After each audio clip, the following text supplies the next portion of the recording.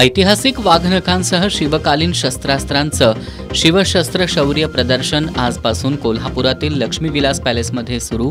प्रदर्शनाच्या उद्घाटन समारंभाच्या ढिसाळ नियोजनाबद्दल शिवप्रेमींकडून तीव्र नाराजी।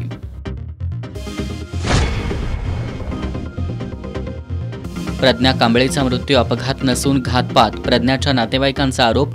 प्रज्ञा कांबळेचा मृत्यू अपघात नसून घातपात, प्रज्ञाच्या नातेवाईकांचा आरोप। वंचित बहुजन आघाडीचा आयजी कार्यालयावर न्याय हक्क निर्धार मोर्चा।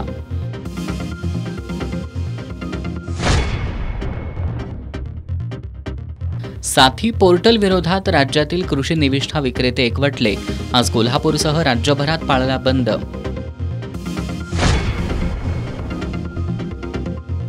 अथर्व शुगर्स आणि दौलत कामगार संघटना पदाधिकाऱ्यांमध्ये विविध विषयांवर सकारात्मक चर्चा। जिल्हाधिकारी वेतन त्रिपक्षीय कराराबाबत साखर आयुक्तांकडून अभिप्राय मागवणार। आणि गोकुळ केसरी कुस्ती स्पर्धा पुन्हा सुरू होणार, चेअरमन नवीद मुश्रीफ यांची माहिती।